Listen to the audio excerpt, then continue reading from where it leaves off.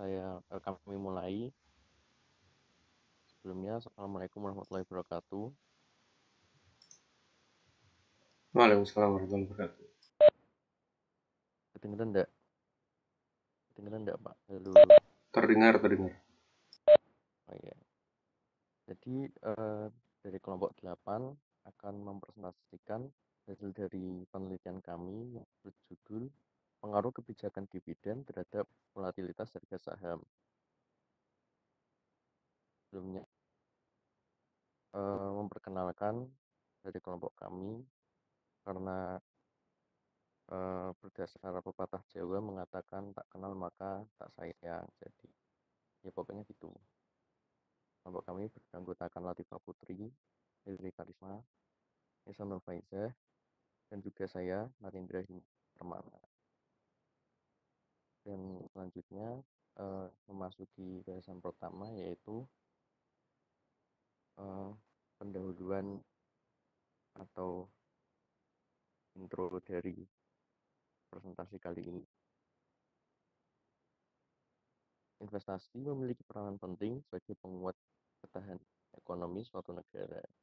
Banyak masyarakat yang mulai turut membantu perkembangan ekonomi bagi negara dengan menanamkan bagian dana dan harta ke dalam pasar modal. Pasar modal sendiri adalah pertemuan antara pihak yang memiliki kelebihan dana dan pihak yang kekurangan dana dengan cara memperjualbelikan sekuritas. Teori ini disampaikan oleh Tandelilin pada tahun 2010 dalam bukunya pada halaman 6. Pasar modal berperan penting dalam menopang perekonomian suatu negara. Pertama, sebagai sarana pendanaan bagi pelaku usaha, dan kedua, sebagai sarana bagi masyarakat untuk berinvestasi pada instrumen keuangan. Dalam berinvestasi di saham, investor memiliki dua keuntungan, yaitu capital gain dan dividen. Yang sudah kita tahu bahwa capital gain merupakan selisih harga beli dan jual pada suatu saham. Selisih harga beli dan jual pada suatu saham. Sedangkan dividen berarti pembagian keuntungan dari operasional kinerja saham dari suatu perusahaan yang diperuntukkan kepada pemegang saham. Syarat yang harus dipenuhi perusahaan apabila ingin membagikan dividen adalah memiliki laba bersih yang bernilai positif. Teori ini disampaikan oleh Bapak Kris Berantas Abdi Prayu dan Pak Bayu Wiratama pada tahun 2016. Itu lalu lanjut.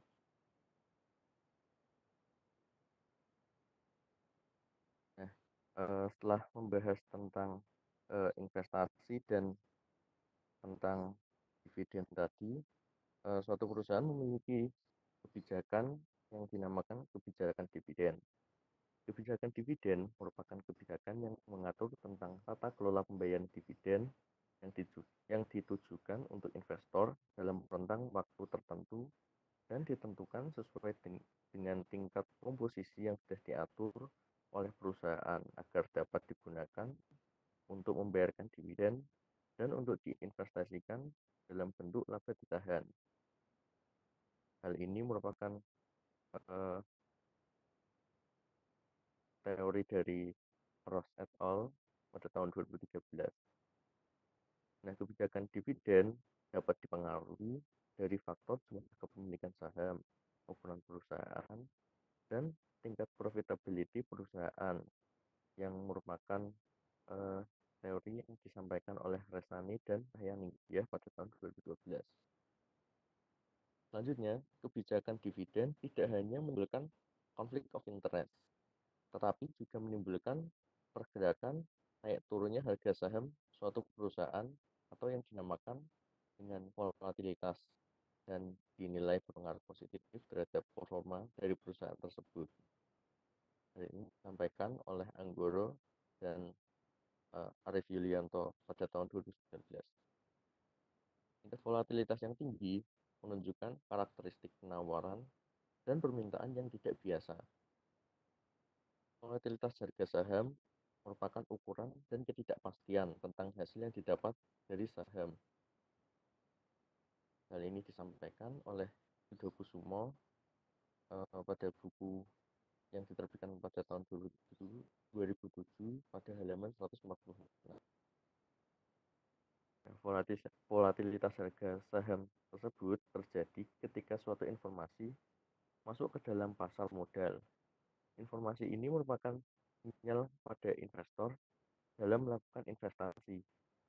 Namun, sinyal tersebut dapat direspon berbeda-beda oleh investor sehingga akan mempengaruhi volatilitas harga saham. Hal ini disampaikan oleh Berlin pada tahun 2013.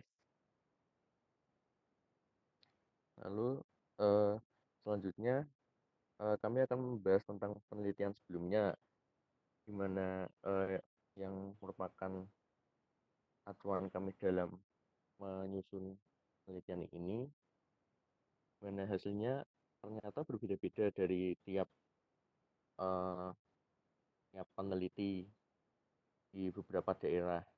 Yang pertama ada Nishat dan Irfan pada tahun 2008 membuktikan bahwa baik dividen payout ratio dan dividen yield mempunyai pengaruh negatif signifikan terhadap volatilitas harga saham.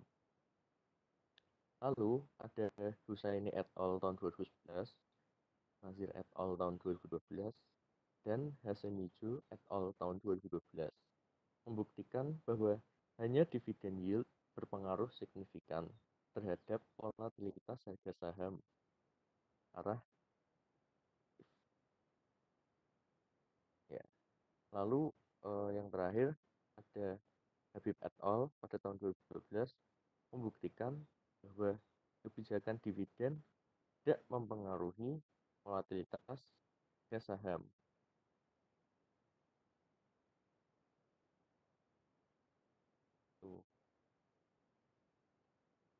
Selanjutnya akan dilanjutkan oleh sahabat kolega saya yang selanjutnya. Terima kasih.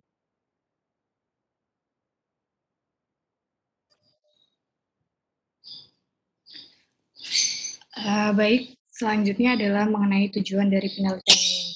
Adapun tujuan dari penelitian ini adalah mengetahui pengaruh dari dividen yield dan dividen payout ratio terhadap volatilitas harga saham dari perusahaan yang terdaftar di Bursa Efek Indonesia kecuali sektor perbankan. Di sini kami memiliki dua hipotesis, di mana hipotesis yang pertama, menurut Baskin 1989, mengemukakan bahwa pembayaran dividen menginterpretasikan perusahaan dalam keadaan baik dan stabil, sehingga perusahaan dengan dividen yang tinggi akan mempunyai volatilitas yang lebih rendah. Nah, dari pernyataan ini, hipotesis pertama penelitian kami adalah dividen payout ratio berdampak negatif signifikan terhadap volatilitas harga saham. Kemudian yang kedua, berdasarkan rate of return effect, di mana perusahaan yang mempunyai proporsi dividen tunai yang kecil akan dinilai sebagai perusahaan yang sedang tumbuh oleh investor.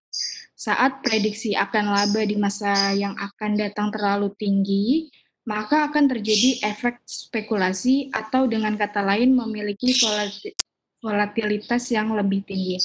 Dengan begitu, hipotesis kedua kami adalah dividen yield berdampak negatif signifikan terhadap volatilitas harga saham. Selanjutnya adalah kerangka pemikiran hipotesis. Di sini kami mempunyai variabel independen yang diproksikan oleh dividen yield dan dividen payout ratio dengan penjelasan hubungan terhadap price volatility yang sudah dijelaskan sebelumnya. Kemudian kami juga menggunakan variabel kontrol, diantaranya yang pertama adalah size. Jadi perusahaan dengan ukuran besar akan sangat mudah akses ke pasar modal dan fleksibilitas serta kemampuannya dalam memperoleh dana lebih tinggi dibandingkan dengan perusahaan yang berukuran kecil. Semakin besar ukuran perusahaan, diversifikasi aktivitas perusahaannya juga akan semakin besar, sehingga informasi terkait perusahaan juga mudah diakses dan dapat mempengaruhi tingkat volatilitas harga saham menurut Hasemijo et al. 2012. Kemudian variabel kontrol yang kedua adalah earning volatility, di mana ini merupakan proksi dari resiko bisnis. Kebijakan dividen memiliki pengaruh terhadap harga saham karena keputusan tersebut mengandung informasi penting terkait distribusi pendapatan usaha dan kinerja perusahaan. Informasi ini memberikan reaksi bagi tiap investor, sehingga mempengaruhi volatilitas harga saham di pasar. Kemudian proksi variabel kontrol yang ketiga adalah debt, yaitu debt merupakan risiko operasi. Tingkat hutang akan mempengaruhi secara negatif volatilitas harga saham, karena sebagai reaksi dari adanya bad news. Investor tidak akan mempertahankan saham yang dimiliki karena kurangnya kepercayaan, menurut Hoy et al. 2015. Kemudian yang keempat adalah growth. Semakin tinggi tingkat pertumbuhan aset suatu perusahaan, maka semakin rendah risiko yang dihadapi investor. Karena dana yang diberikan investor dapat dijamin dengan besarnya aset yang dimiliki perusahaan. Maka investor cenderung mempertahankan saham yang dimilikinya.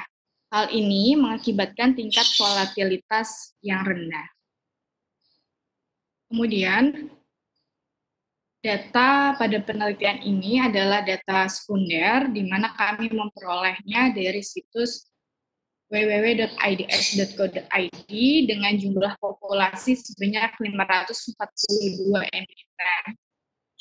Kami melakukan penelitian ini dalam kurun waktu tahun 2015 hingga 2017.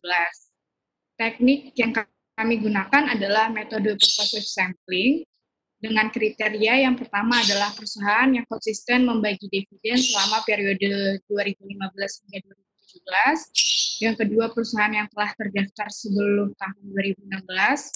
Dan kemudian yang ketiga adalah perusahaan yang memiliki laporan keuangan lengkap selama kurun waktu pengamatan. Sehingga sampel akhir dari penelitian ini adalah 105 perusahaan.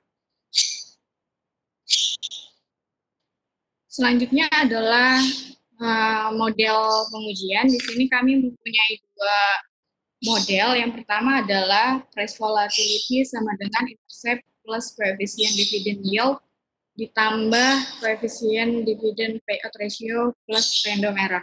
Jadi price volatility ini merupakan proksi volatilitas harga saham, di mana price volatility ini merupakan kami menghitungnya dengan cara selisih harga saham tertinggi dan terendah tahunan, kemudian dibagi dengan rata-rata harga tertinggi dan terendah, lalu dikuadratkan dan ditransformasikan dengan logaritma. Yang kedua adalah dividend yield, di mana hitungannya adalah dividen per lembar dibagi harga saham per lembar, kemudian kami transformasikan juga ke dalam bentuk logaritma. Yang ketiga adalah dividen payout ratio, di mana ini merupakan dividen dibagi laba bersih, kemudian di logaritma. Untuk model regresi yang kedua adalah price volatility sama dengan intercept ditambah koefisien dividend yield, ditambah koefisien DPR, tambah koefisien size, tambah koefisien earning volatility, ditambah koefisien debt, ditambah koefisien growth plus random error. Untuk size sendiri, kami menghitungnya dengan jumlah saham beredar dikali harga saham. Kemudian untuk growth adalah total aset awal tahun dengan akhir tahun, kemudian dilogaritmakan. Untuk debt, yaitu hutang jangka panjang dibagi total aset, kemudian kami logaritmakan. Untuk earning volatility, yaitu standar deviasi dari laba bersih sebelum pajak dalam 5 tahun terakhir, kemudian dilogaritmakan. Nah, selanjutnya akan dilanjutkan oleh Latifah.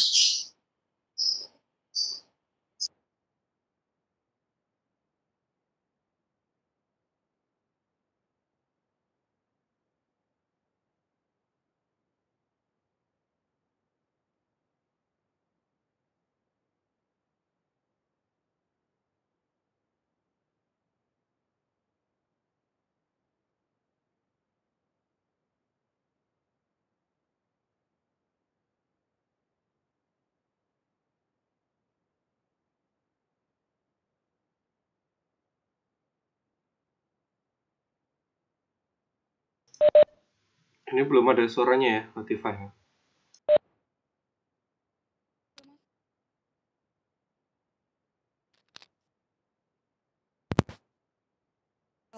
Masuk nggak Pak sekarang? Ya, udah. Oke. Maaf sebelumnya tadi ternyata nggak masuk. Jadi di sini saya akan melanjutkan dari Kev tadi. Di sini mengenai hasil pembahasan dari output olah data yang telah kami lakukan. Nah, yang pertama ada statistik deskriptif. Di sini kita bisa lihat terdapat variabel independen berupa price volatility, variabel dependen berupa dividend yield dan dividend payout ratio, kemudian variabel kontrol berupa size, earning volatility, dan juga growth. Nah, nilai tengah untuk price volatility untuk min dan medianya masing-masing sebesar minus 0,60 dan medianya sebesar minus 0,613. Kemudian untuk nilai maksimum dari price volatility sebesar 0,58 dan minimumnya minus 1,96. Kemudian standar deviasinya sebesar 0,45. Begitu pula dengan dividend yield, kita bisa lihat di sini min dan mediannya masing-masing minus 0,7 dan minus 0,699. Kemudian nilai maksimum dan minimumnya masing-masing sebesar 0,25 dan minus 3. Kemudian untuk standar deviasi dari dividend yield itu 0,417304. Kemudian selanjutnya untuk dividend payout ratio dan sampai dengan growth, cara membacanya sama untuk nilai min, median, maksimum, minimum, standar deviasi, dan juga jumlah observasinya masing-masing sebesar 315 sampel. Begitu. Boleh di next, Kev. Nah, kemudian untuk ini adalah korelasi antar variabel. Nah, di sini kami menggunakan seluruh variabel independen juga variabel kontrol tanpa memasukkan variabel independen. Nah, bisa kita lihat di sini korelasi antara dividend yield dan dividend payout ratio sudah cukup tinggi, yaitu sebesar 0,392257 dan yang lainnya tidak melampaui batas autokorelasi sehingga kami juga sudah melakukan uji asumsi klasik dan hasilnya adalah data kami bebas dari uh, multikoliniaritas, autokorelasi dan juga uh, normalitas. Nih. Oke, selanjutnya. Nah, untuk model yang tadi sudah dijelaskan oleh Kev, di sini ada kami memasukkan 4 model. Yang pertama hanya menggunakan 2 variabel independen. Nah, hasilnya itu variabel untuk yang model yang pertama itu variabel dividend yield berpengaruh negatif dan signifikan dalam tingkat signifikansi 1% dengan nilai koefisien minus 0,30712. Kemudian untuk dividen payout ratio signifikan dengan taraf signifikansi 5% dengan koefisien sebesar minus 0,213823. Nah, namun karena beberapa penelitian itu ada hasil yang positif, maka kami menguji menggunakan dengan menambahkan variabel kontrol, yaitu variabel size, earning volatility, depth, dan juga growth. Nah, bisa dilihat di model kedua. Nah, setelah ditambahkan variabel kontrol, ternyata untuk hasil signifikansi itu tetap sama, yaitu untuk dividen yield itu koefisiennya berubah menjadi 0,32, kemudian tapi tingkat signifikansinya masih sama sebesar 1%. Kemudian dividen payout ratio koefisiennya menjadi minus 0,22 dengan tingkat signifikansi sebesar 5%. Nah, untuk size itu koefisiennya berpengaruh, bisa kita lihat nilainya positif sebesar 0,13 yang artinya size itu berpengaruh positif, namun pada kali ini tidak signifikan. Kemudian untuk earning volatility berpengaruh positif juga, signifikansi pada tingkat 1%. Kemudian untuk debt itu berpengaruh negatif sebesar 0,06, tapi sayangnya tidak signifikan. Kemudian untuk growth juga berpengaruhnya negatif ternyata sebesar minus 0,04. Nah, adjusted R-square-nya atau jumlah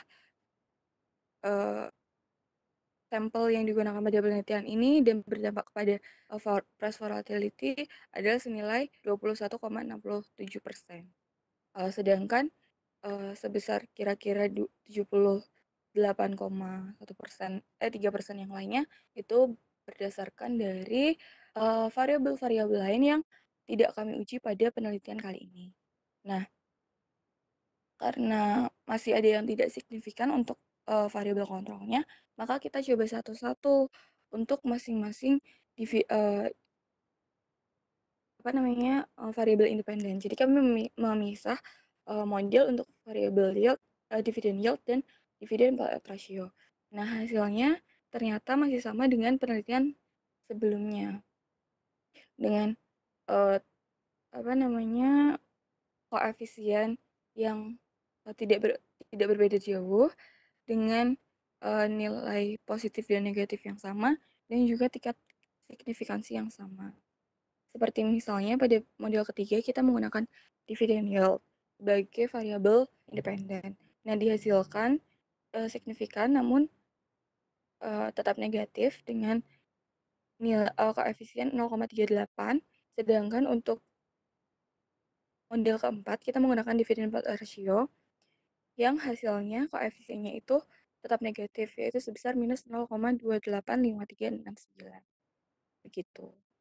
Nah, untuk yang model keempat ternyata tingkat signifikansinya yang tadinya 5%, pada model kedua ketika kita uji sendiri tanpa menggunakan variabel dividend yield itu tingkat signifikansinya menjadi 1%. Seperti itu, teman-teman. Selanjutnya untuk kesimpulan akan dijelaskan oleh teman saya, Nisa Nurfaiza. Terima kasih.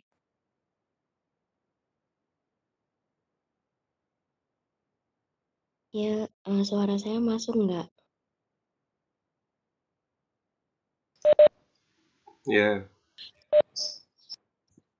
Untuk kesimpulannya, tujuan dari penelitian ini adalah untuk menguji hubungan antara kebijakan dividend yield dan dividend payout ratio dan volatilitas harga saham. Selain itu, ini juga meneliti hubungan antara volatilitas harga saham dan variabel lainnya, yaitu seperti size, growth, earning volatility, dan debt. Penelitian ini dilakukan dalam jangka waktu 3 tahun, yaitu dari tahun 2015 hingga 2017, dengan mengambil sampel pada perusahaan go public di Indonesia dengan metode purposive sampling. Nah, dari hasil penelitian ini menunjukkan bahwa adanya hubungan negatif yang signifikan antara hasil dividen dan volatilitas harga saham, yang dimana artinya apabila dividen yield dan dividen payout ratio meningkat, maka price volatility akan menurun. Variabel earning volatility berpengaruh positif signifikan dan size berpengaruh positif terhadap price volatility. Sedangkan pada debt dan growth berpengaruh negatif terhadap price volatility. Next. Nah, untuk saran penelitian selanjutnya, yaitu apabila ingin melakukan penelitian serupa dapat menggunakan rentang waktu penelitian yang lebih panjang dan sampel yang lebih banyak. Selain itu dapat pula juga menambahkan variabel lainnya yang berkaitan dengan volatilitas harga saham seperti earning per share dan makroekonomi. Sekian dari saya kembalikan lagi ke Narendra. Terima kasih.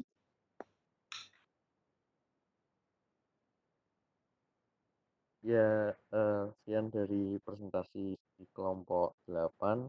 Pak Bernanto, kan Pak. Ya, terima kasih kelompok 8. Sebelum giliran saya, seperti biasa, saya lempar dulu ke audiens. Ada masukan, pertanyaan?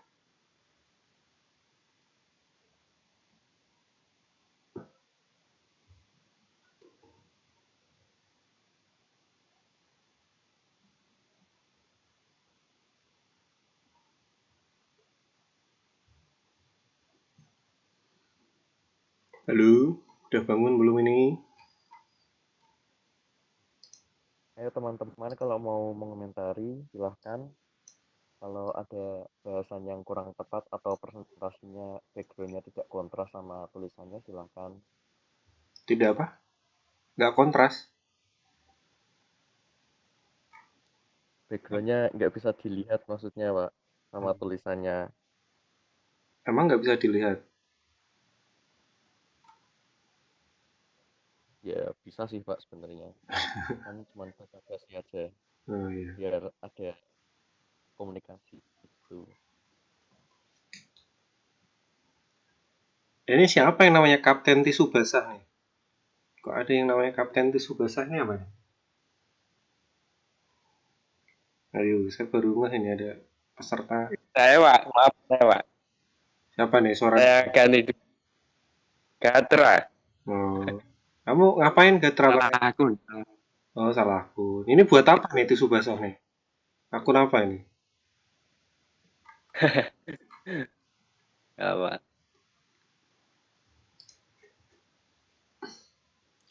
Oke, karena nggak ada masukan, ya gantian saya. Jadi dari yang paling terakhir disampaikan adalah saran. Seperti yang saya sampaikan sebelumnya, bahwa saran itu munculnya biasanya karena kalian menemukan keterbatasan atas temuan atau metodologi yang sudah kalian lakukan. Dari hasil proses riset yang kalian lakukan, kalian menemukan keterbatasan. Kemudian dari keterbatasan itu dijadikan sebagai rekomendasi atau saran bagi peneliti selanjutnya pada saat mau menguji ini di masa depan itu gimana enaknya. Berdasarkan pengalaman kalian. Nah, keterbatasan itu sifatnya bukan sesuatu yang kalian desain. Bukan sesuatu yang kalian desain. Jadi artinya, karena bukan sesuatu yang didesain, itu adalah sesuatu yang baru kalian temukan setelah kalian melakukan proses riset ini. Ya. Jadi misal, kalian ikut mata kuliah seminar dengan saya gitu kan. Kalian kan belum tahu dan belum pernah ikut mata kuliah seminar sebelumnya kan, apalagi dengan saya. Setelah 1 semester kalian melalui mata kuliah ini, kalian menemukan kesimpulan bahwa oh kalau kuliah dengan Pak Brantas di mata kuliah seminar itu harus seperti ini, seperti ini, seperti ini. Sehingga nanti kalau ada adik kelas kalian tanya, ya, kalau manajemen keuangan kuliah seminar itu terus ngapain sih? Atau apa aja? Atau ada tips dan triknya yang harus dilakukan apa enggak? Nah, itu kalian memberikan saran berdasarkan pengalaman kalian. Nah, pengalaman kalian mengikuti kuliah ini kan bukan sesuatu yang kalian desain. Mungkin kan kalian baru tahu saya atau baru tahu kalau kuliah seminar itu harus seperti ini, seperti ini, seperti ini. Ya kan? Tips dan triknya itu kan baru kalian temukan setelah kalian melaluinya. Know-how-nya itu baru kalian temukan setelah kalian menjalaninya. Ya. Nah, begitu juga saran. Saran itu bersumber dari keterbatasan, di mana keterbatasan itu sesuatu yang kalian temukan selama proses riset kalian lakukan. Nah, kalau tadi disebutkan bahwa sarannya adalah salah satunya periodenya harus ditambah, nah, yang mendesain periodenya sekian tahun itu kan kalian dari awal. Itu kan sesuatu yang didesain di awal. Ya. Pada saat itu sesuatu yang didesain di awal, maka itu bukan keterbatasan, itu namanya batasan. Ya, itu namanya batasan. Batasan itu terjadinya di awal nih sebelum kalian melakukan. Ya. Keterbatasan yang nantinya menjadi saran itu kalian temukan pada saat kalian melakukan penelitian. Ya. Tuh, itu yang pertama ya. Karena yang paling terakhir tadi yang masih ingat kan saya. Kemudian sebelum masuk ke konten ya, di format penulisan dari artikel yang sudah disusun, terutama di bagian introduction-nya masih terlalu kepanjangan alias bertele-tele ya. Ini kalian mungkin pengen biar ini kalau nggak dipanjang-panjangin cuma jadi 5 halaman Pak. Ya udah gitu. Nggak masalah ya. Daripada misal kalimat pertama di pendahuluan tuh memasuki era industri 4.0. Ini tuh kata ganti dari memasuki era globalisasi. Ini kalau 10 tahun lalu ini kalimatnya bukan era industri 4.0 tapi memasuki era globalisasi. Sama aja, nggak ada hubungannya. Kan kalian nggak menguji mengenai dampak era industri 4.0 juga kan? Gitu. Jadinya ini jadi kayak nggak ada maksudnya apa gitu, nggak ada artinya. Jadi harusnya bisa dipadatkan lagi. Kemudian masih banyak tujuan investor berinvestasi gitu juga nggak perlu. Ya, nggak perlu dijelaskan kalau nggak ada hubungannya dengan konteks dari penelitian kalian. Ya, jadi kemudian dalam berinvestasi di saham, investor memiliki dua keuntungan, capital gain dan dividen. Itu juga sebenarnya nggak terlalu perlu menurut saya. Ya, itu terlalu jauh dari konteks ini. Jadi nanti silakan dipadatkan lagi. Ya, to the point aja. Lebih baik pada atau informasi yang disampaikan di pendahuluan itu ya fokus terhadap riset-riset atau argumen-argumen yang berhubungan dengan dividen dan volatilitas harga. Misal dimasukkan penelitian-penelitian terdahulu mengenai dividen, penelitian-penelitian terdahulu mengenai volatilitas harga, kemudian baru disambungkan penelitian-penelitian yang menguji dividen terhadap volatilitas harga dan lain-lain.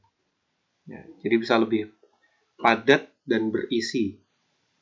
Ya, jangan sampai kayak tahu pong, ya. Tahu yang dalamnya nggak ada apa-apanya. Atau kayak ciki-ciki yang dijual di Indomaret setelah dibuka ternyata isinya angin. Yang kayak gitu. Kemudian di pendahuluan juga masih ada penjabaran berbagai macam teori mengenai yang berhubungan dengan dividen, tapi tidak saya temukan bahwa teori ini kemudian kalian gunakan sebagai teori yang melandasi pembangunan hipotesis. Jadi di hipotesisnya nggak ada penyebutan atau argumen yang dibangun berdasarkan teori yang sebelumnya sudah kalian sebut. Jadi ini kayak kalian lagi memberi mata kuliah kebijakan dividen aja. Ya, jadi di kebijakan dividen dari kajian risetnya banyak berbagai macam teori yang bisa dibahas ya.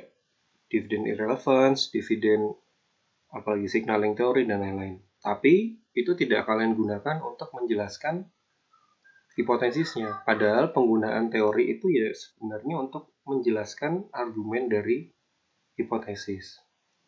Ya. Jadi nanti silakan mau gimana.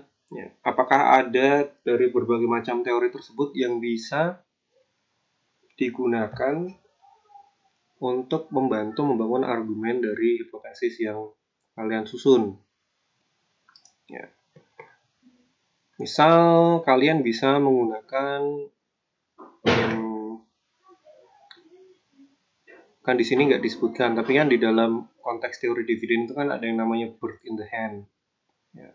Bird in the hand teori bahwa investor itu menyukai sesuatu yang sudah pasti daripada sesuatu yang masih sifatnya punya probabilitas yaitu capital gain. Nah, dalam hal ini, bird in the hand ini bisa kalian gunakan misal untuk menjelaskan kenapa perusahaan-perusahaan yang membagi dividen itu punya volatilitas yang lebih rendah karena investor yang punya saham-saham yang punya kecenderungan membagi dividen yang sering dan tinggi Ya, cenderung jarang untuk menjual atau menjual atau likuiditas dari saham tersebut itu relatif lebih rendah. Ya karena investor suka aja menurut Bird in the Hand Theory. Nah, tapi kalau pakai argumen Bird in the Hand Theory, maka argumennya atau sudut pandangnya agak beda dengan yang disampaikan tadi.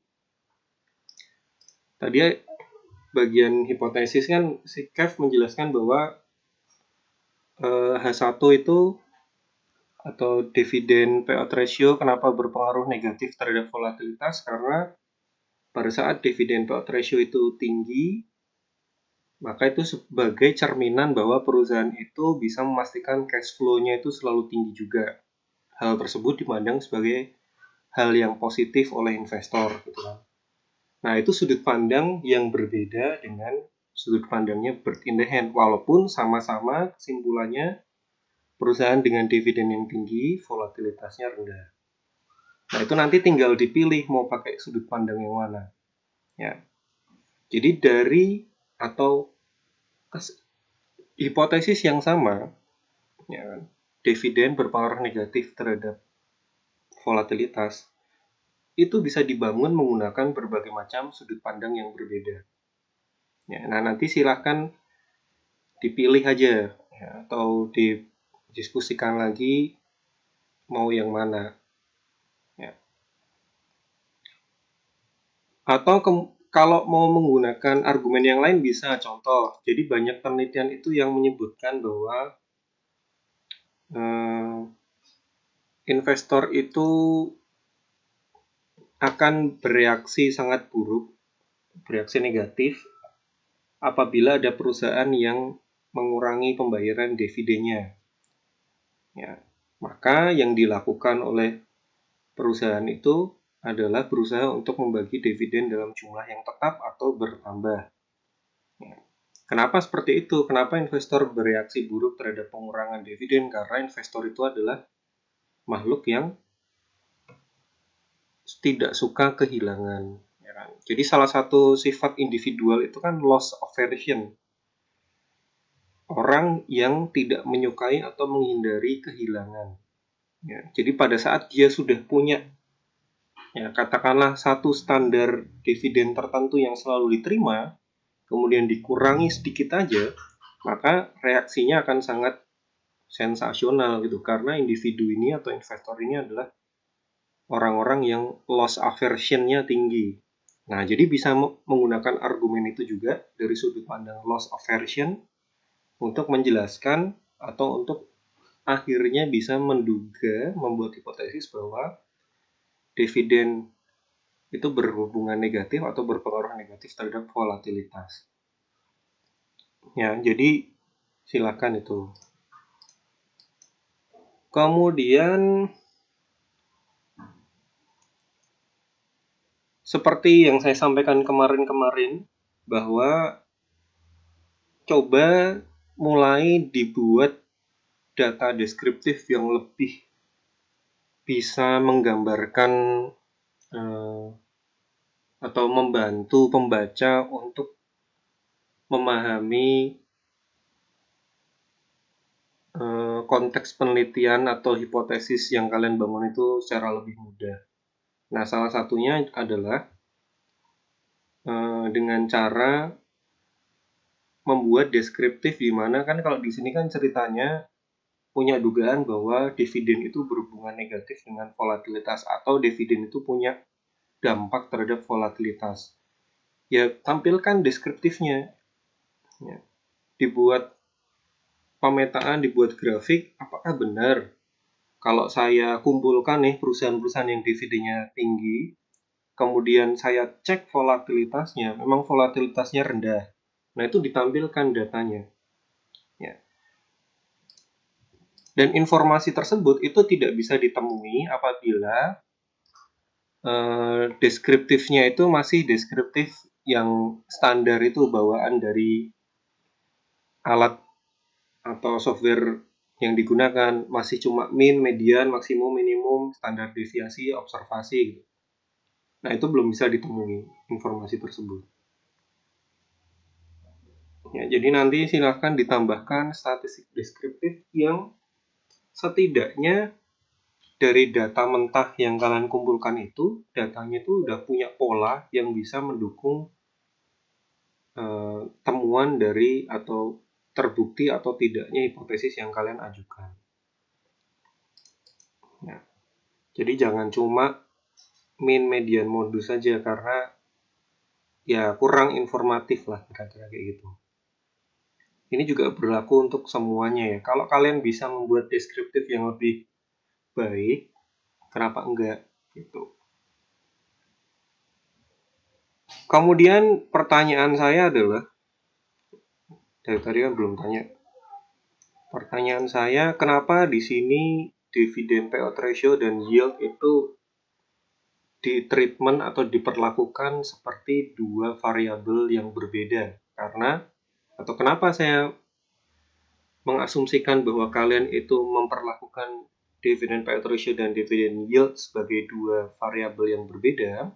Karena kalian membuatnya menjadi dua hipotesis yang berbeda. Nah, pertanyaannya adalah ya tadi, apa perbedaan utama secara konseptual antara dividen payout ratio dan dividen yield terhadap volatilitas harga saham? Itu pertanyaan, silahkan.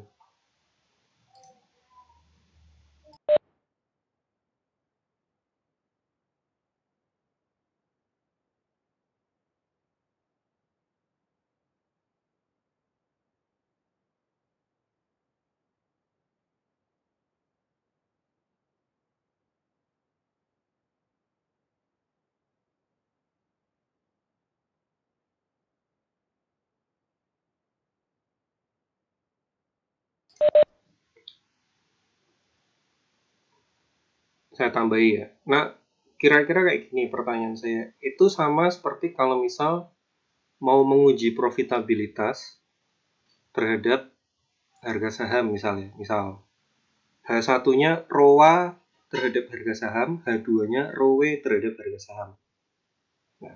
Nah, ROA dan ROE itu kan sebenarnya nggak ada bedanya. Digunakan untuk, ya secara konseptual kan sama-sama proksi untuk mengukur profitabilitas. Yang diuji kan variabel profitabilitas terhadap dividennya. Kemudian turunannya adalah proksi ROA dan ROE gitu. Nah, yang di sini yang diuji kan dividen terhadap volatilitas. Kemudian alat ukurnya dividen di sini adalah dividen payout ratio dan dividen yield. Nah, kenapa ini dipisah menjadi dua hal yang berbeda? Nanti kalau dipisah, konsekuensinya argumen dari hipotesisnya juga harus berbeda loh. Masa sama gitu kan?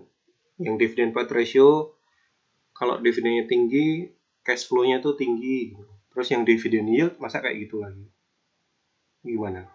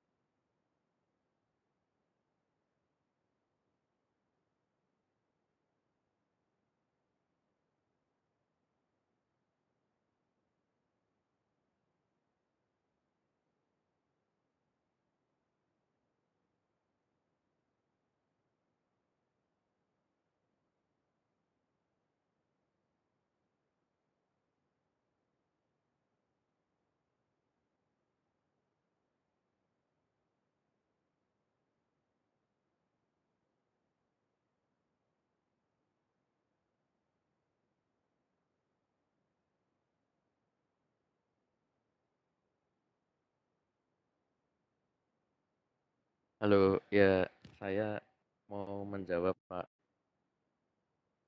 Halo Bukan Retak. Ya, silakan.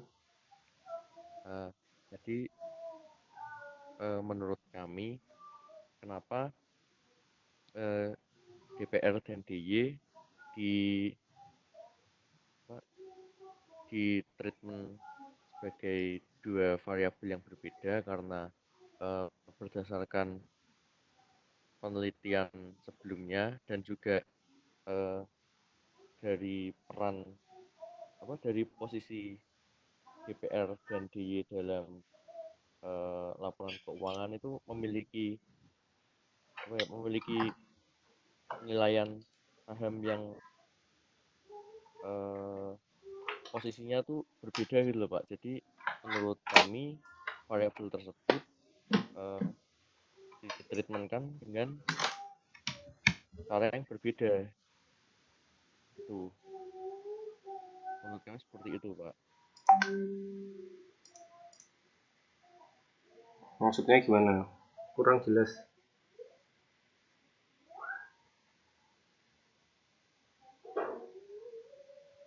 Sekali lagi ini saya bukan ngetes, ini saya murni bertanya sehingga saya berharap mendapatkan informasi yang belum saya miliki gitu. Nah, kan kalian yang membuat ini. Nah, makanya saya tanya kepada kalian. Dan kalau saya belum paham ya saya tanyakan terus. Nah, kalau dari jawaban yang barusan menurut saya ya saya belum paham.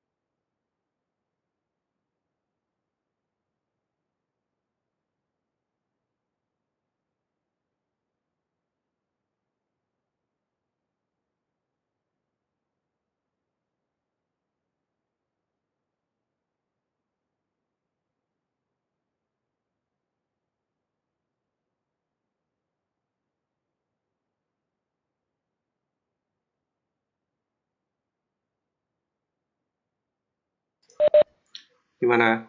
Ada tambahan nggak?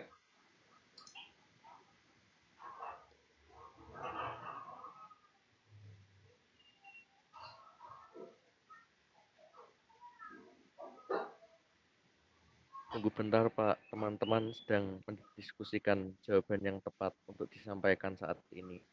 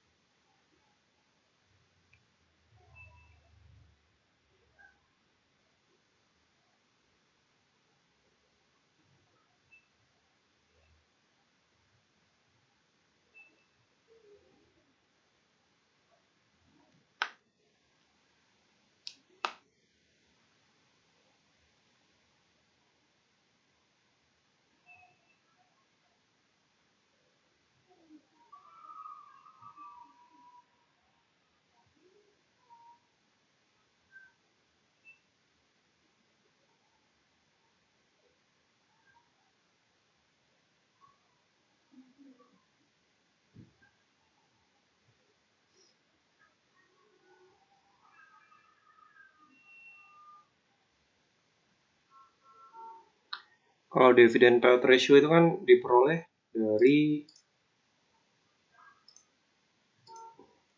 dividen per share dibagi earning per share.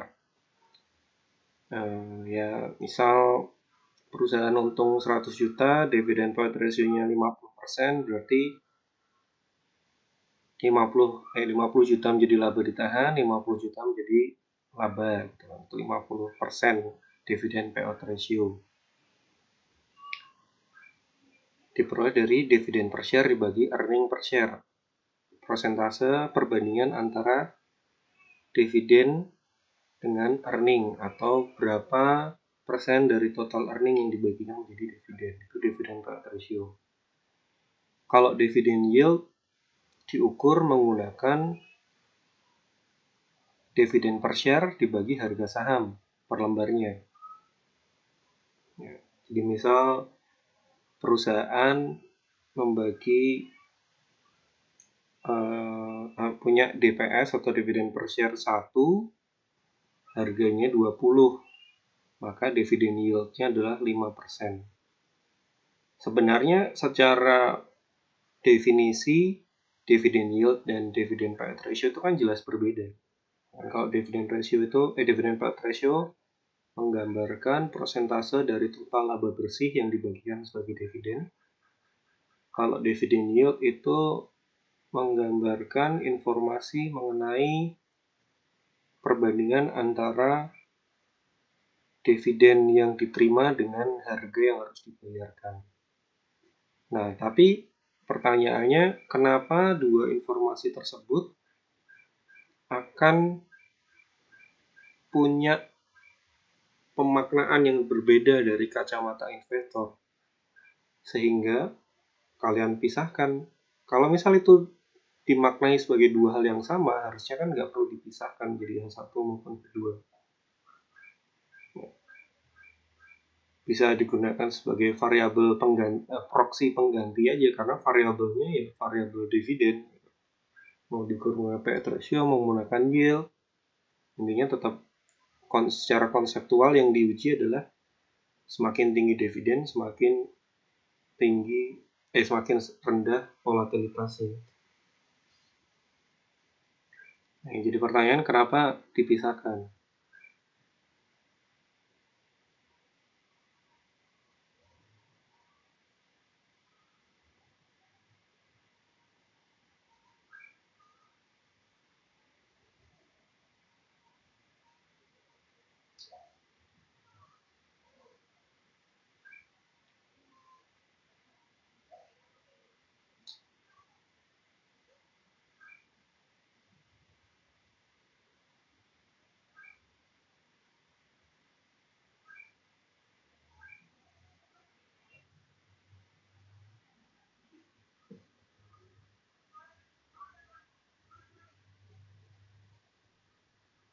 Itu ya, silahkan ditambahi. Ini saya tunggu juga, mungkin nggak ketemu jawabannya.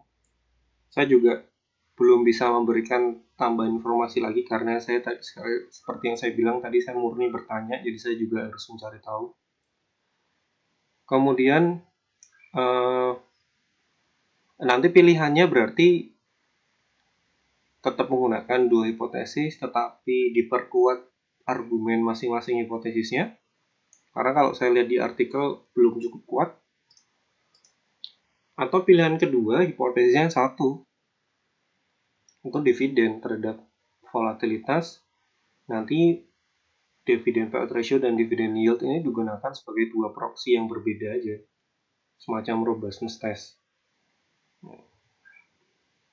Ya, semacam robustness test. Jadi hipotesisnya tetap cuma satu, yaitu dividen berpengaruh negatif terhadap volatilitas. Semakin tinggi dividen yang dibayarkan, semakin rendah volatilitas dari suatu saham yang dilihat dari harganya. Tuh. Kemudian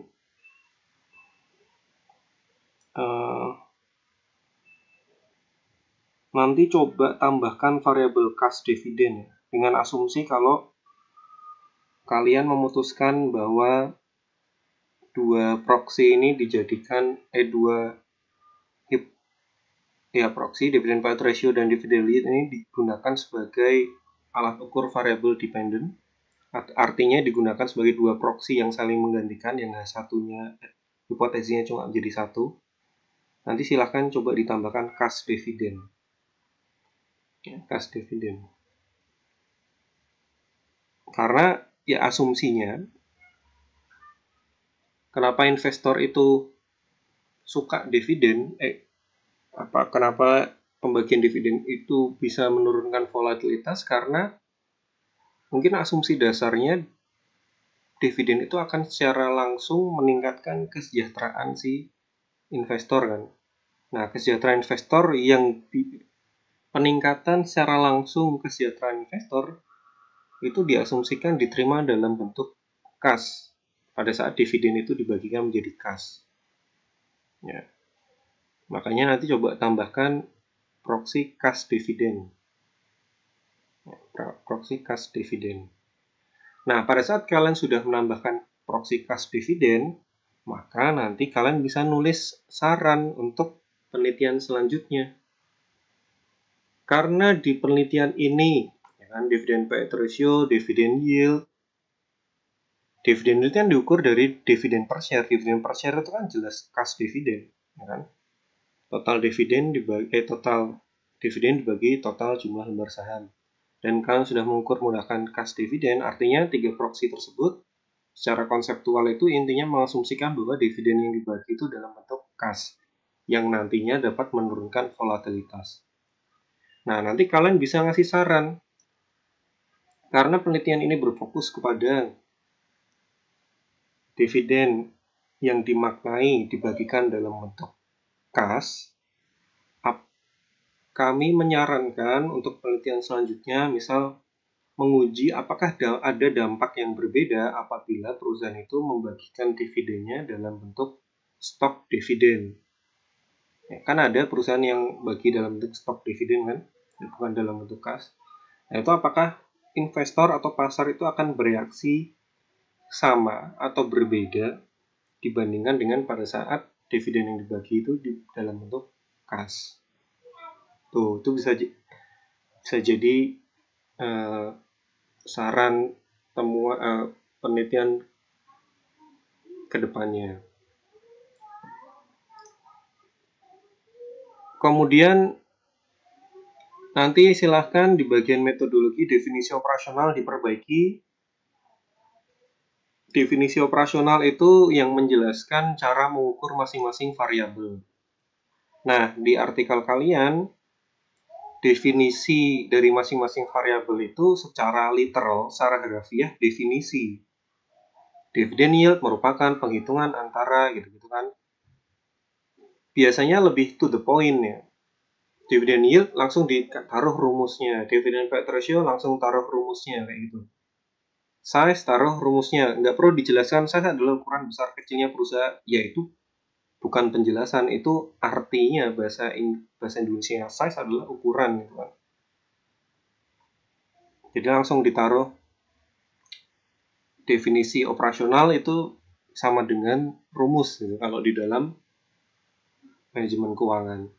Kemudian tadi untuk pengukuran debt coba diganti ya. Tadi kan kalau nggak salah saya dengar debt-nya diukur dari ln dari total hutang.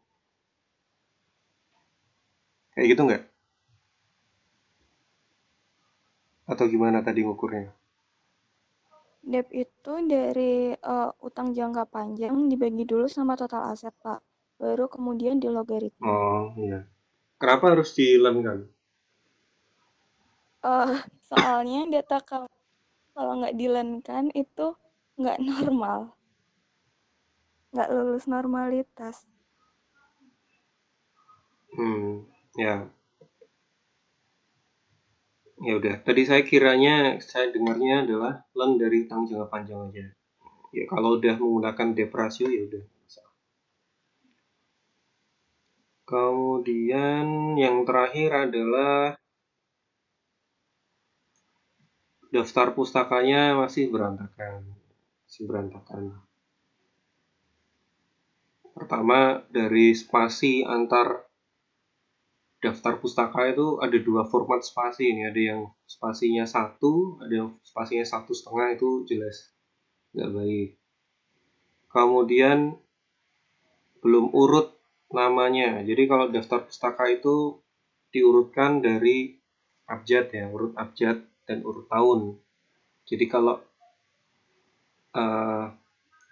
ada nama A dan B, yang di atas itu yang A. Kalau ada 2 peneliti yang sama, kalian gunakan ya, misal Sutomo dan Sutomo, yang di atas itu adalah Sutomo yang tahunnya lebih duluan, baru Sutomo yang tahunnya lebih belakangan. Sutomo 2017 baru Sutomo 2018. Jadi nanti diperbaiki lagi ini, masih berantakan. Kemudian kebanyakan paragraf, terlalu banyak potongan-potongan paragraf. Cuma 5 baris, kemudian jadi paragraf, 5 baris jadi paragraf, nanti digabung aja. Ya, karena jadinya nggak rapi bacanya. Itu aja dari saya. Yang lain ada pertanyaan nggak?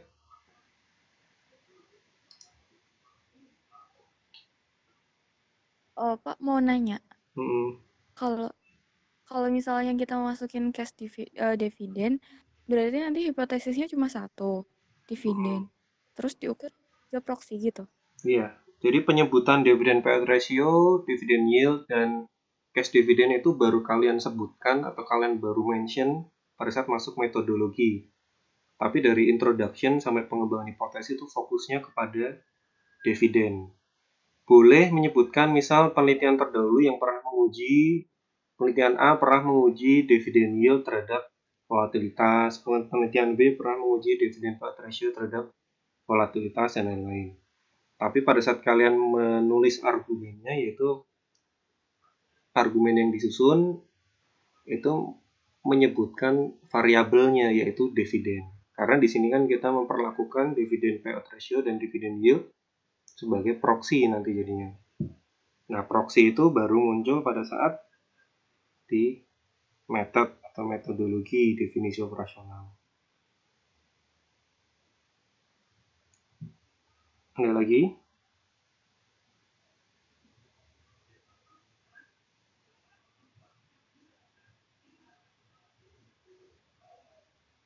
Pak, mau tanya tapi tidak seputar riset kelompok kami, boleh enggak, Pak?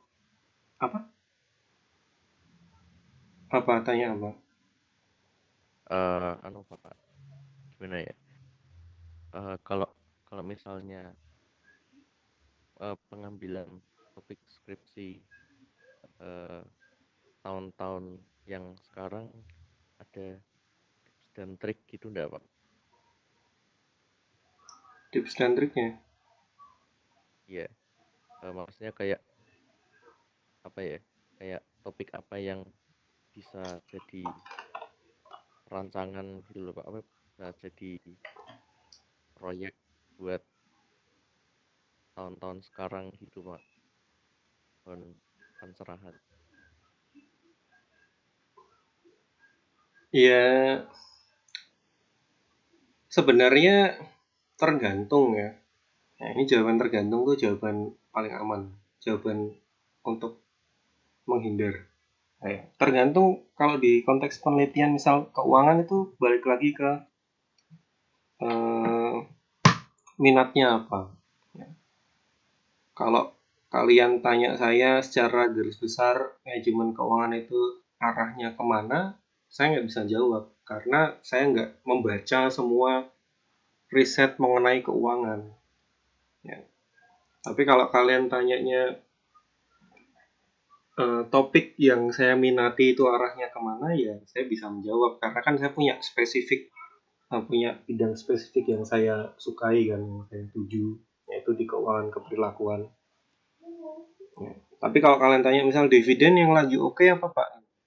Ya saya paling menjawabnya adalah penelitian mengenai dividen yang terakhir saya baca. Misal pengujian mengenai dividen life cycle theory gitu dan lain-lain. Paling itu. Nah, kalau kalian pengen tahu ya sebenarnya kuncinya adalah sering-sering browsing artikel dari jurnal-jurnal yang top itu. Jangan dari jurnalnya UNES, jangan. Dari jurnal-jurnal yang top. Dari jurnal-jurnal yang tier 1, Journal Banking and Finance, Journal of Financial Economics, gitu-gitu. Nah, kalau saya, karena topik saya sukanya keuangan keperilakuan, ya saya refernya selalu ke jurnal yang pernah kita bahas itu, artikel dari jurnal yang artikelnya pernah kita diskusikan, Journal of Experimental Finance and Behavioral Finance itu. Nah, saya refernya situ kalau saya pengen tahu topik apa yang sedang oke. Nah, kalau kalian tanya secara umum, ya, di konteks penelitian manajemen itu trennya di negara-negara maju itu pengujiannya sudah masuk ke ranah pengujian kualitatif. Bahkan penelitian keuangan pun sudah mulai meninggalkan ranah pengujian empiris. Ya. Karena ranah pengujian empiris atau kuantitatif itu sifatnya hanya menguji ulang teori yang sudah ada. Sehingga temuan dari penelitian yang dilakukan, kontribusinya itu cuma memperkuat teori yang sudah ada. Nah, untuk mencari sesuatu yang benar-benar baru biasanya dihasilkan dari penelitian-penelitian kualitatif. Jadi, kalau kalian punya minat ya, menguji atau membuat skripsi keuangan dari kacamata kualitatif, ya silahkan dilakukan, itu nggak masalah. Kan pernah saya kasih tahu nama jurnalnya kan, salah Journal of Qualitative Finance atau Journal Financial Qualitative, ya, nanti di googling aja. Tuh. Itu sih. Ya. Tapi ya ada syaratnya untuk skripsi. Syaratnya adalah mendapatkan approval dari dosen pembimbing. Ya. Itu yang pertama, syarat administratif. Karena kan dosen pembimbing kalian nanti juga punya bidang konsentrasi, bidang minat masing-masing. Yang pertama. Yang kedua, pada saat memilih tema untuk skripsi yang kalian pertimbangkan juga adalah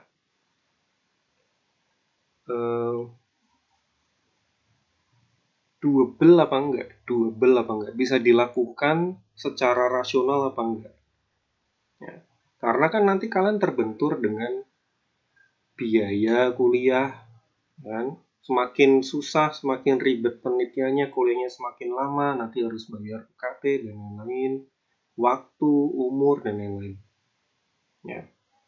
Jadi yang paling balance untuk skripsi adalah ya cari tema yang cukup menarik, tapi yang tidak ribet, yang tidak memakan cost yang terlalu tinggi, memakan biaya terlalu tinggi, memakan waktu terlalu tinggi. Ya, karena toh skripsi kalian itu tidak bisa digunakan untuk menghilangkan corona dari muka bumi ini juga, nggak bisa mensejahterakan rakyat seluruh dunia juga, nggak bisa mengubah dunia. Jadi yang reasonable aja, yang masuk akal, yang doable. Ya. Kalau kalian pengen menemukan berkontribusi dari bidang penelitian, ya besok kalau udah lulus jadi peneliti, jadi dosen. Kalau sekarang sih yang paling rasional adalah itu ya, pertimbangan antara approval dari dosen penguji, kemudian temanya menarik tapi baru, tapi nggak susah dilakukan, itu kan juga bisa. Kan seperti yang saya bilang, biasanya penelitian-penelitian empiris yang temanya itu masih relatif baru, pengujiannya itu justru gampang. Ya. Pengujiannya justru gampang. Tapi kalau penelitian-penelitian di keuangan yang kuantitatif, yang sudah temanya itu sudah berulang-ulang, biasanya fokusnya bukan kepada temuan sudut pandang atau perspektif atau hipotesis yang baru, tapi fokusnya kepada metodologi pengujiannya. Nah, metodologi pengujian itu biasanya lebih sulit. Ya. Biasanya lebih sulit. Ya, ibaratnya kalian disuruh menggunakan yang kalau gampang bisa menguji menggunakan regresi sederhana, OLS gitu kan. Kalau yang sulit nanti bisa menggunakan two-state least square. Itu udah dari namanya aja udah kalian nggak paham. Kayak gitu. Jadi itu ya, yang penting lulus cepat nih. Dan ya jadi pertimbangan itu sih kalau menurut saya. Yang bisa dilakukan tapi juga masuk akal. Gitu, ada pertanyaan lagi? Pak, saya mau nanya. Kalau misalnya gini ya Pak, misalnya kita tuh udah nemu nih kita mau bahas apa. Cuma tema yang mau kita teliti itu kayak masih tergolong baru gitu loh Pak. Terus udah dari baca-baca artikel itu, mungkin saya kurang bacanya ya, soalnya saya masih baca artikelnya tuh cuma sedikit.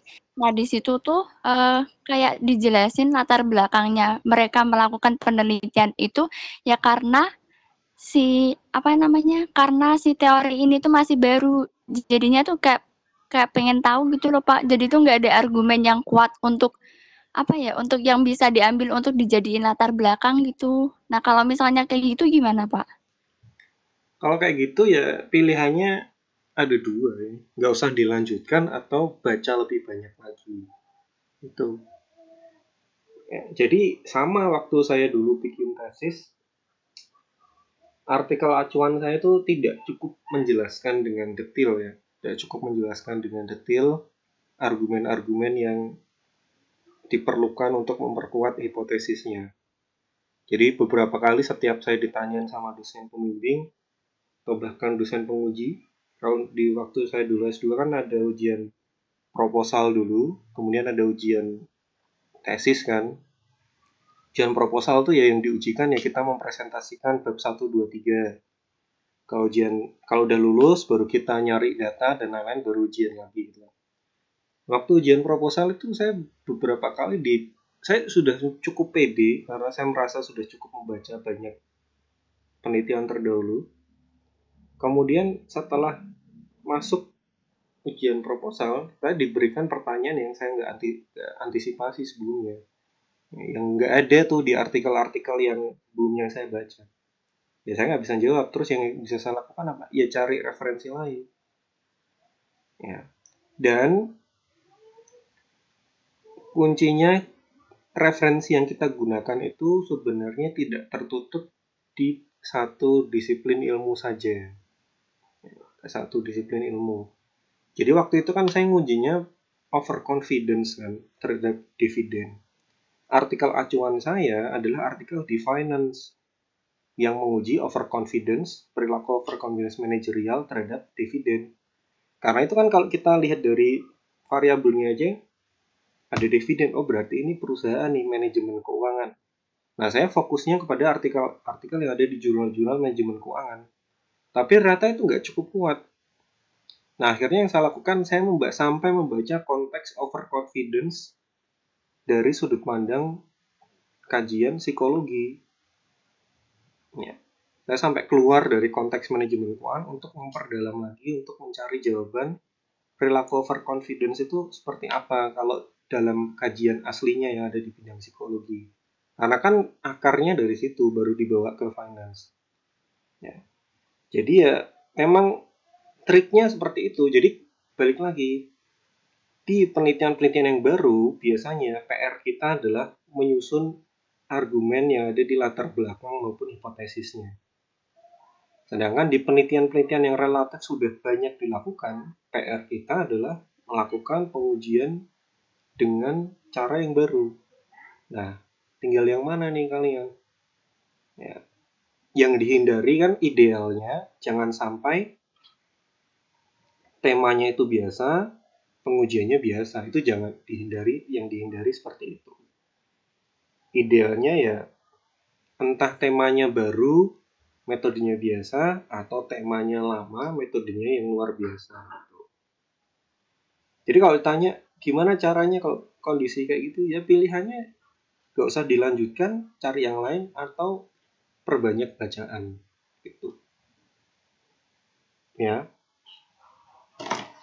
Nanti kalau udah membaca satu tema yang sama, misal udah 10 artikel aja yang dibaca untuk satu tema yang sama. Soal dividen terhadap volatilitas, udah membaca 10 artikel, nanti artikel ke-11 dan seterusnya itu relatif lebih gampang. Karena nanti ada argumen-argumen yang mirip antar satu artikel. Nah, kita nanti lebih mudah untuk menggarisbawahi kalau ada informasi atau argumen baru yang kita temukan dari artikel yang baru kita baca.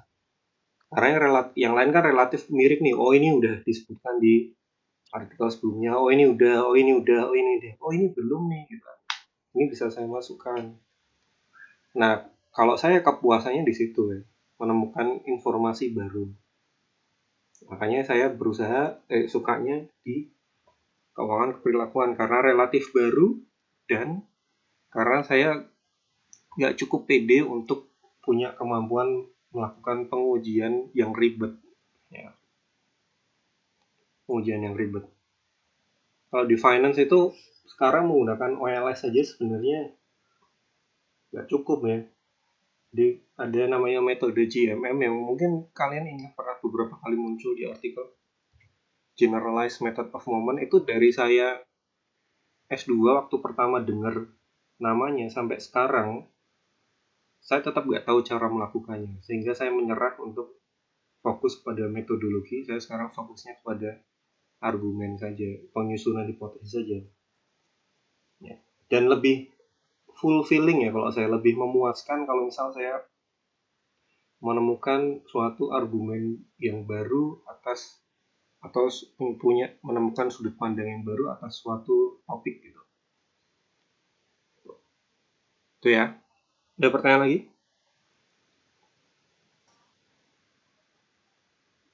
Pak, saya mau nanya lagi. Tapi ini terkait deadline itu, Pak. Terkait deadline dari tugas riset ini. Nah, berarti deadline tugas risetnya itu setelah kelompok terakhir nanti masih ada waktu berapa lama kira-kira, Pak? Minggu depan kan kelompok 9-10. Kemudian masih ada 1 minggu kosong yang kalian bisa gunakan untuk kuliah. Yang harusnya itu sebenarnya perkuliahan ya, tapi kan karena udah habis kelompoknya.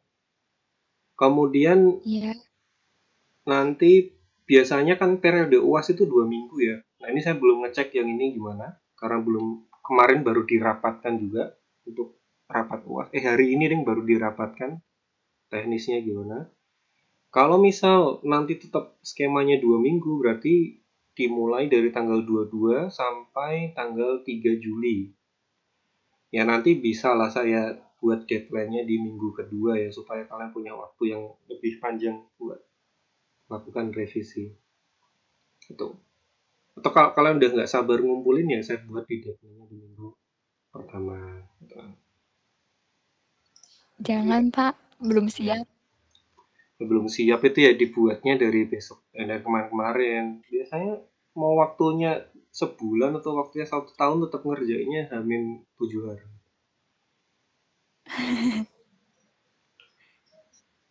Jadi kalau kalian masih percaya kepada power of kepepet itu nggak tepat ya. Jadi saya pernah baca bahwa ada riset yang menunjukkan bahwa ternyata pada saat kita itu berada dalam tingkatan stres yang tinggi, pressure yang tinggi, otak kita tuh nggak bisa berfungsi optimal. Jadi sebenarnya kenapa power of kepepet itu seakan-akan diagungkan, karena ya indikatornya itu bukan capaian optimal dari output yang dihasilkan, tapi power of kepepet itu indikatornya ternyata bisa selesai, cuma itu aja. Tapi tidak dinilai kualitas dari outputnya. Karena otak nggak bisa bekerja dengan maksimal kalau dalam kondisi under pressure, dalam kondisi tekanan, dan lain-lain. Jadi ya kalau bisa dikerjakan dari jauh-jauh hari. Walaupun sebenarnya saya juga akui tingkat kepuasan berhasil menyelesaikan dalam deadline H-5 menit itu sangat memuaskan. Daripada menyelesaikan seminggu sebelumnya itu kayak hampa gitu. Tapi ya beresiko. Itu ada pertanyaan lagi? Kalau enggak, saya akhiri ya untuk perkuliahan hari ini.